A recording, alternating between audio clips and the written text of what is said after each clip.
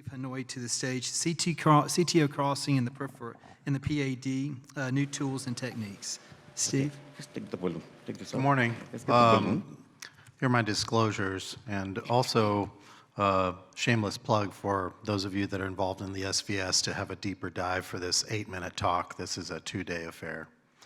8 to 18% of coronary lesions are treated with various skill sets and technologies because of CTOs, as opposed to PAD, which is 50%. So not having an algorithmic approach and not really having a strong sense of your inventory and kind of pre-planning your access sites and whatnot can definitely lead to suboptimal results.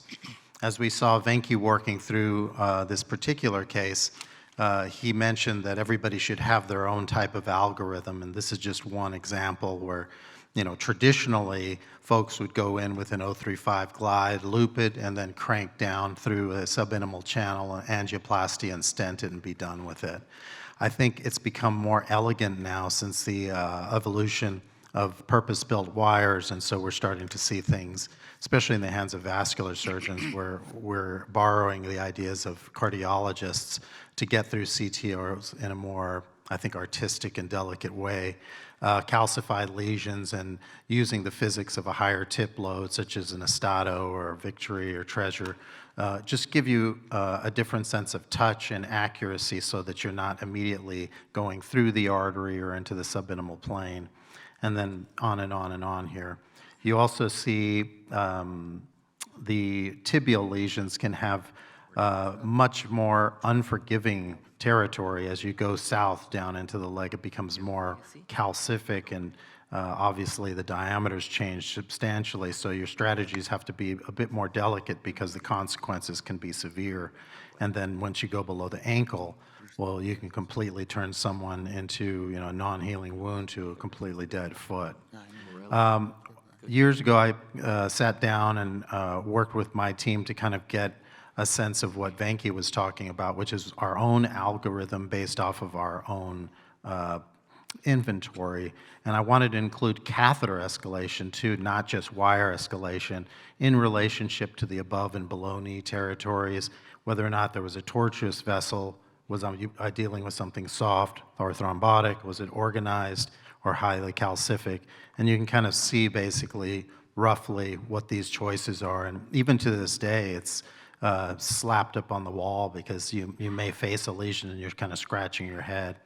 Classically speaking, in terms of endovascular, there's 4 typical ways that we try to get through blockages, because it's not so much that you can't get through the fibrous cap, it's can you get back in? So you've got the, you know, well-known and well-described cart, reverse cart, parallel, and reentry types.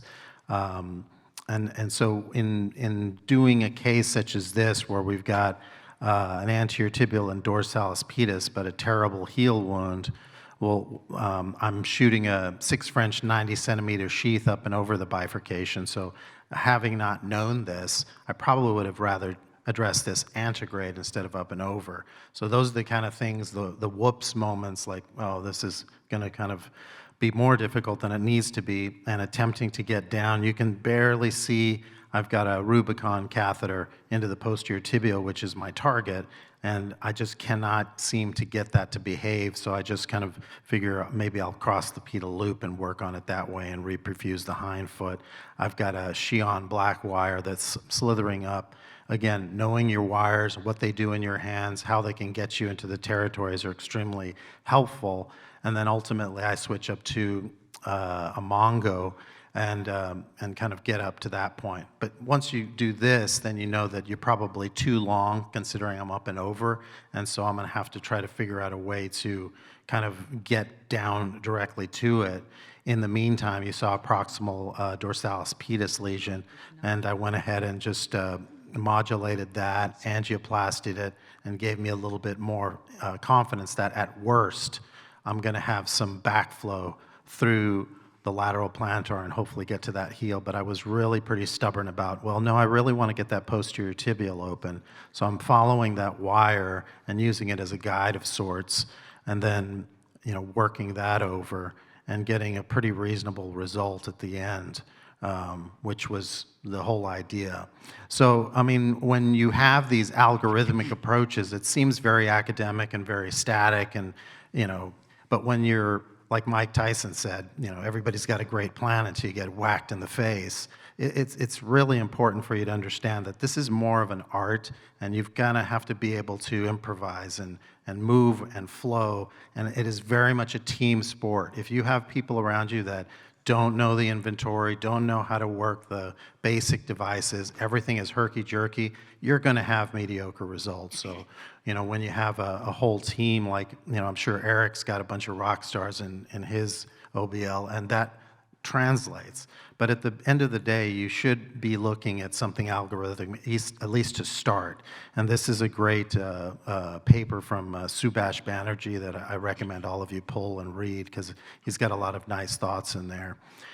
He also has he's got a bunch of great papers on this, but basically controversial thoughts of, well, why don't we just do CTO crossing devices and stop fooling around with wires and catheters? And there's actually data to say that that might be more cost effective. And in this particular registry found that most people weren't really doing a lot of retrograde crossing. And there's more on that and some coming talks. If you're not familiar with the crossing CTO realm, it's probably for good reason, because everybody's so cognizant of cost containment, but it's something that you should dive into. I really hardly ever use this stuff, but it's good to know if you have it. Here's another case, basically, and it always seems to be the posterior tibial artery that's my nemesis. And so, you got to work on alternative access ideas. So I've got an access in my posterior tib, I've got an access in my DP, I've modified an Omni, I'm going up and over, I'm externalizing this thing, and I'm kind of getting myself set up. But if you've never seen this before, how would you ever imagine that you could do it? How would you ever think that they could be safe? Well, it is safe. You just have to follow the imaging. I do IVUS on all of these cases, making sure I'm in the true lumen, making sure I have an understanding of the plaque morphology, making sure I understand the vessel size. Those are the tenets, those are the principles. That's the blocking and tackling of this stuff. If you don't do that, you're going to have complications. And if you're in an OBL or ASC, you will rue the day that you even woke up that morning. So basically, the idea here was just to kind of plaque modify, get my balloon, and improve my outflow here. So in conclusion, as I said earlier, 50% of our peripheral CTOs are real beasts, and you need to be prepared for everything. Understanding your wire attributes and crossing strategies, it's a must. And again, wire escalation and catheter escalation should be gauged according to what works for each individual operator, as Venki said earlier. So please know your inventory. Thank you for your attention. I think so.